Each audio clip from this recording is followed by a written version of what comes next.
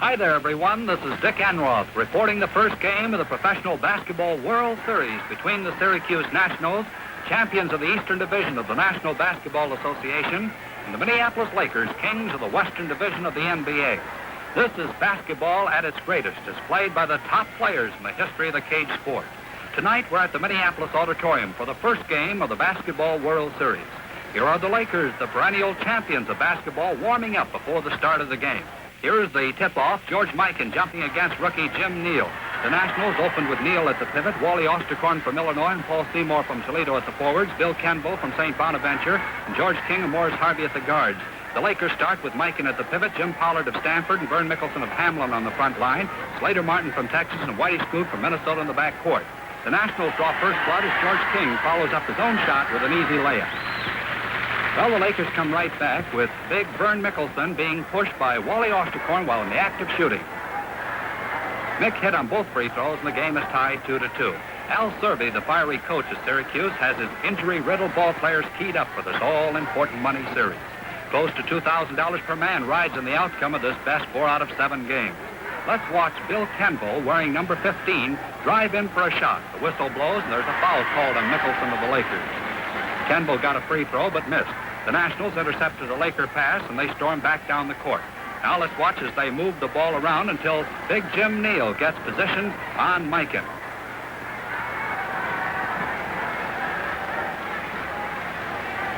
Captain Paul Seymour lobs a pass over the head of Laker Whitey Scoot to Neal, who swings to his right for the basket. Syracuse leads 4-2. Neal, a surprise starter in the series, misses the free throw. The ball is picked up by Whitey Scoot from Brainerd, Minnesota. Whitey dribbles down the length of the court before passing to Mickelson. The 6'7" star from Hamlin University fakes an overhead shot, then passes back to Scoot. Notice how the champions move the ball around. And even the George Mikan, the great, misses in this tough league. 4 Nationals are in position to rebound, but Neal came down with the ball. Now it's the Nats' turn to set up a play. Syracuse finished third in the Eastern Division of the NBA behind New York and Boston. The Nats have had little trouble in the playoffs, whipping New York 2 straight games and beating Red Auerbach's Boston Celtics 3 straight. Here's Neal loose again, and it's another Syracuse basket. The Nationals lead 6-2. Down by 4 points, Minnesota's Whitey Scoot, playing for Minneapolis, comes right back. Scoot hits on a one-hander. George King, number 3, takes the ball out of bounds. The ex-college scoring champion from Morris Harvey passes to his running mate, Paul Seymour, number 5. And the Nats move the ball into the front court. Notice how the Syracuse team is banged up, if you will. The Nats came down the stretch, taking game after game, but suffering bump after bump. It seems almost impossible for some of the Nats to play basketball, but play they did, forcing the fabulous Lakers, the greatest basketball team of all time, to the limit of their ability.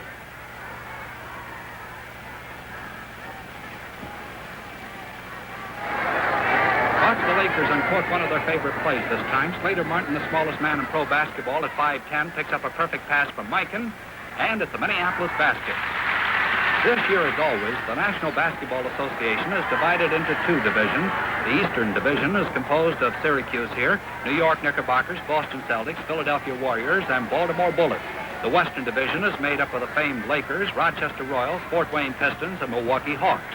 The fabulous Lakers, whom you're watching right now, have been compared to the greatest sports teams of all time, such as the Yankees and Knute Rockne's terrific Notre Dame football machines of the 20s. When Laker president Ben Berger and company went into the basketball business, all they received in return for their cash investment were 15 dirty and worn-out uniforms from the defunct Detroit Gems of the National Basketball League. The first big name signed by the Minneapolis group was Jimmy Pollard, the flash of the Amateur League, playing for the Oakland Vintners. After Pollard came 2 homegrown products in Don Carlson and Tony Jarris. Jack DeWan was picked up from Loyola University of Chicago. But the biggest break of all came when the All-American Basketball League blew up. George Mikan was drafted by the Lakers. Mikan, the highest-paid player in basketball, immediately became the greatest drawing card in the history of the game. Laker coach Johnny Kundla, himself an all-conference player in his collegiate days at Minnesota, built his attack around the great Mikan. It was Mikan, the money player, who played with a broken arm in the World Series of 1949 against the Washington Capitals. And it was Mikan who became the greatest scoring machine in the history of the pro game.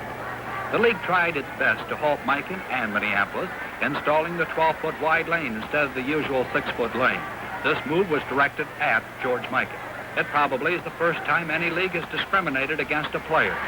The 12-foot lane slowed Mikan down a bit, but Coach Kundla, being a master at basketball, built a fast-moving, quick-shooting machine that wasn't to be halted.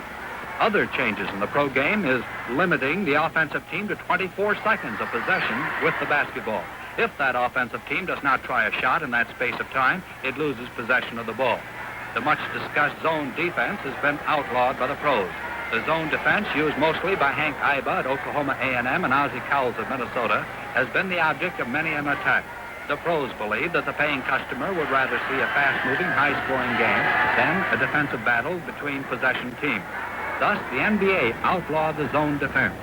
6 fouls are allowed per man in the NBA. 12-minute quarters are played in league games with overtime periods, if needed, being 5 minutes long. During the last 2 minutes of a regulation time, there shall be a jump ball after every successful free throw, or in the case of 2 free throws, after the second free throw is made. League President Morris Podoloff was recently elected to a new long-term contract. Only the best of the college graduates makes the National Basketball Association. The NBA is tough to break into, and it's a truly great player who makes the grade. Of the more than 15 million men and boys playing the game in the United States, only 90 move into the pay-for-play game.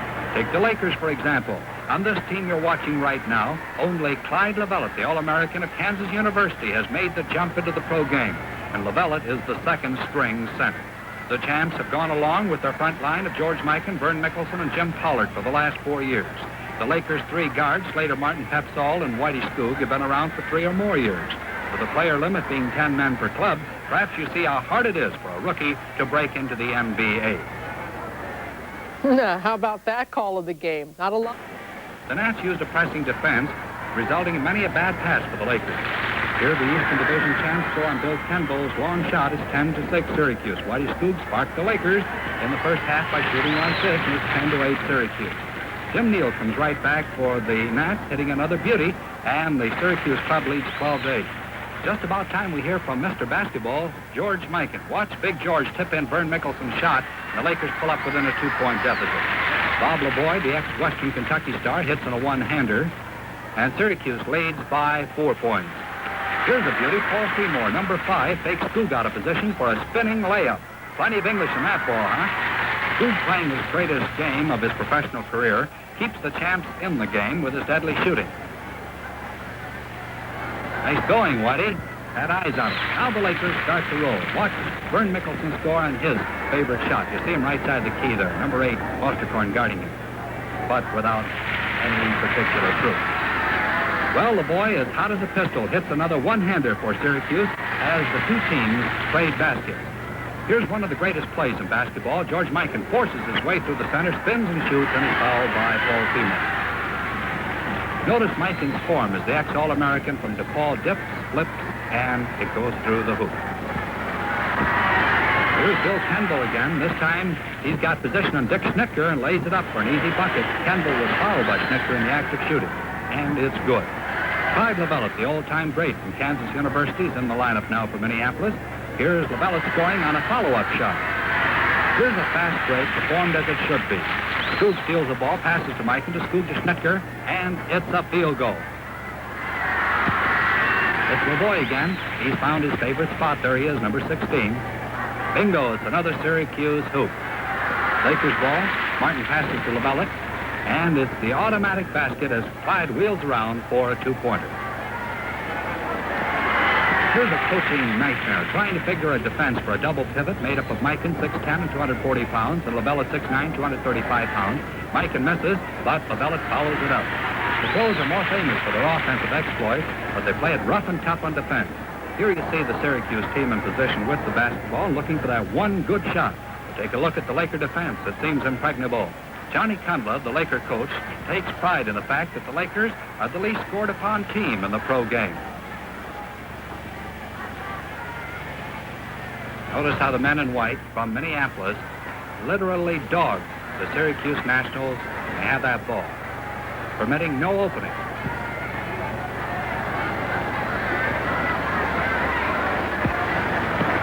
Earl Lloyd is in there now for Syracuse, broken hand and all. Lloyd smashed his paw in that tough Boston series. Lloyd's going to fake over his head, get Lovellette out of position for a split second, then drive around toward the basket. The shot is no good, And Jim Pollard from Oakland, California, rebounds for the Lakers. Skoog has it now. There's a pass to Pollard coming up. Will pass to Mikan. But watch Bob LeBoy intercept. There he is. Bob starts up the court once again. The cat-like Skoog steals the ball for the Lakers. Now the champs turn this thrilling sequence into a basket as George Mikan gets a perfect pass from Skoog for a two-pointer. The Lakers lead 31 to 28. Seymour and Kendall work the ball up the court for Syracuse. There's a pass to LeBoy. Bob tries to pass to Wally Osterkorn, but the ball is knocked out of his hand over to Earl Lloyd, who jumps and scores, and it's 31-30 Minneapolis. And that's hit on a free throw while the Lakers made good on 3 charity tosses to lead at the end of the first half, 34 to 31.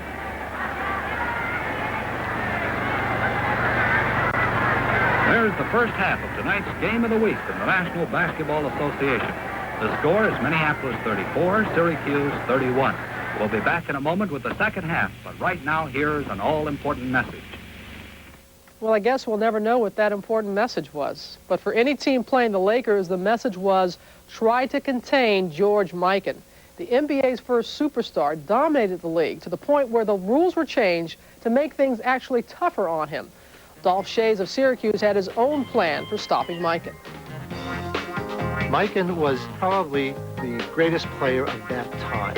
I tried to get in front of him. I tried to push him out. I'm going to overplay him on the right side. I'll box him out. I did those things, and I held him to 42 points. 54 finals, or as it was known back then, the World Series of basketball. We'll rejoin the action in the fourth quarter with the Lakers up by 6.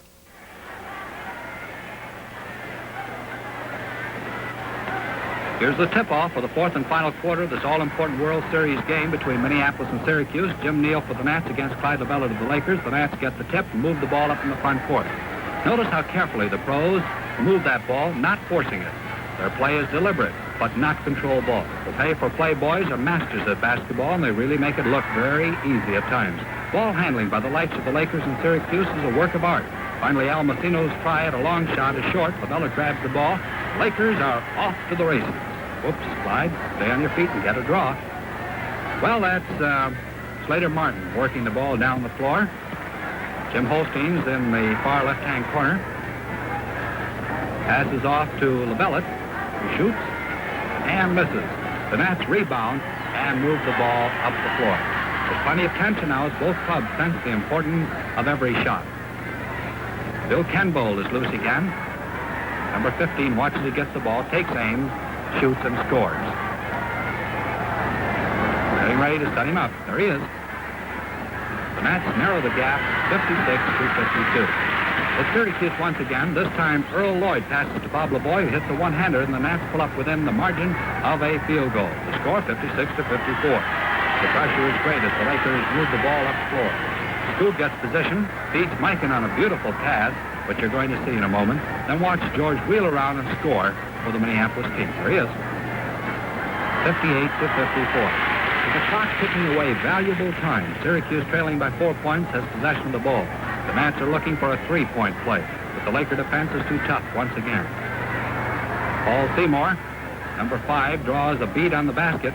His long shot is going to hit the edge of the rim. Watch Mikan get the rebound. Big 99. Ball's knocked out of his hands to Earl Lloyd, who goes in the air, shoots, but it's no good. Finally, it's knocked out of bounds, and there's a jump ball coming up in front of the Syracuse basket involving Al Messino and Slater Martin. Watch how the Lakers get the tap. Martin's pass goes over the fingertips of George Mikan in the play, which is coming up in just a moment. Even Big George at 6'10" can't get every pass. See that? The Nats now have possession of the ball. Pressure is great as Syracuse rushes the ball down the floor. The men of Serbia want to win this game and get the jump in the Basketball World Series. Notice how they move that basketball. Yes, sir, this is basketball at its very best. Finally, Paul Seymour gets loose. The flash from Toledo takes a hook shot. It rolls off, no good. Mikan is there with the rebound. The world champions move the ball into the offensive zone. The Lakers, holding a slight lead, now are content to hold on to the ball, protecting that advantage. The Kendall strategy is to feed the pivot for that easy basket. Martin spots his man, lays an easy pass to Mikan, whose shot rolls the rim.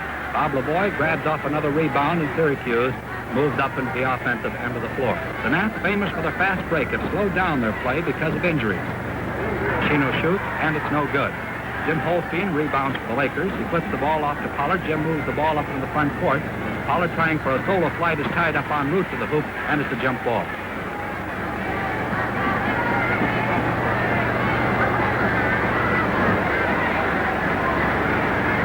Hey, wait a minute. There seems to be something wrong. Referees Charlie Ekman and Joe Serafin talking over the situation, get it straightened out, and there's a jump ball. Ball's tipped to Mikan. Big George passes to Holstein, who takes a rest right there in the heat of battle. Jimmy gets back on his feet with the aid of the referee, and play continues. Holstein passes the ball to Slater Martin. Martin, the spark plug guard, calls for a play. The champs are after their 6th World Championship in 7 tries. There's Whitey Skoog with the ball. Passes to Mikan, who misses the shot, but there's a foul called on the play. The score favors the Lakers 58-54. Mr. Basketball, George Mikan, has a free throw. Gift shot is good. The champs lead 59-54. George King passed the ball into Al Messino. Over to Kenbo. Syracuse wasn't supposed to go anywhere in the championship race this season. Here they are, fighting the mighty Lakers for the world's title. Coach Al Servey has performed the coaching job of the year in basketball. The Nats are a team without any great star. Sure, they have Dolph Schayes and Paul Seymour, but on paper, their squad doesn't measure up with the star-studded Boston Celtics of the New York Knickerbockers, for example. Here's Bill Kenbo, the star from St. Bonaventure, looking for that good shot, and makes it. No, it doesn't. It rolls off. The great Pollard grabs off the rebound. The champs move down court. Slater Martin, the smallest man in the game, has the ball. Minneapolis still leads by 5 points. Holstein tries to cut across the lane. There's a pileup on the court. Big Jim Neal of the Nats and George Mikan of the Lakers. There's a lot of weight. The two giants jump in front of the Laker basket. Notice the comparative size of referee Ekman. Looks sort of like a midget. Mikan will tap the ball to Pollard behind Neal. He flips it to Skoog. Whitey shoots. It's good, but the basket doesn't count. Pollard was fouled by Lloyd before the shot. Pollard's at the line for one. Very effortlessly, he makes the free throw good. Syracuse puts the ball in play with number 4, Dolph Schayes, wearing a cast in his left arm, taking the ball out of bounds. Schayes broke his wrist playing against Boston in the Eastern Division playoffs. There's George King hitting on a jump shot. Lakers ball out of bounds. The champs have tried the Bellet in the lineup now as they're resting Mikan. Watch Minneapolis work that ball around. Now LaVella swings like a windmill and hits for the champs. Minneapolis has the ball again. Now watch that rebounding strength we told you about earlier in the game. LaVella will miss on a jump shot. Pollard is there for the tap, which is not good. Finally, Mickelson, the third man, grabs the ball and it's a field goal for Minneapolis. Playing volleyball, in other words. The Lakers lead 71-58. Syracuse has the ball again, trailing, and with the clock done, the Nats need every point they can muster. Wally Osterkorn, the lad from Illinois, is going to hit on a jump shot and does, and it's 71-60. With 3 minutes and 2 seconds left, the Nats start to pick up the Lakers defensively all over the court. Minneapolis moves the ball around, finally getting Pollard loose for just a split second. But Jim will lose the ball en route to the basket. The Lakers pick up the loose ball. There's the lead pass to Frank Pepsall of Seton Hall, who hits on a driving layup. 73-60 Minneapolis. After taking the ball out of bounds, there's a tie-up in front of the Syracuse basket. Over Seymour, Green, and hits from 25 feet out. Nationals aren't dead yet. Another jump ball, this time in front of the Laker basket. Martin for Minneapolis, King for Syracuse. The tap goes to the Lakers. Minneapolis is looking for that insurance. Never tell what will happen in basketball. Dick Schnittker is loose for a shot. And another two-pointer. Seymour takes the ball all the way down the court. Ball passes off to Bullet Billy Gaber from University of Syracuse. Billy hits on a long shot. It's the Nats again. Watch them now as they gain possession. Lavoie passes off to Osterkorn, blocks, and Wally's loose for an easy basket. With seconds remaining on the clock, the Lakers go into a stall.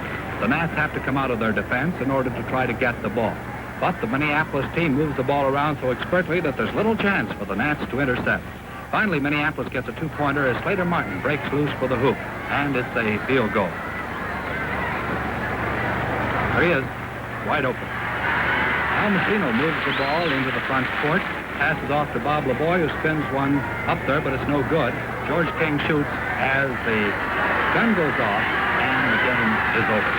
The Lakers are victorious in the first bill for the Basketball World Series, winning 79-68.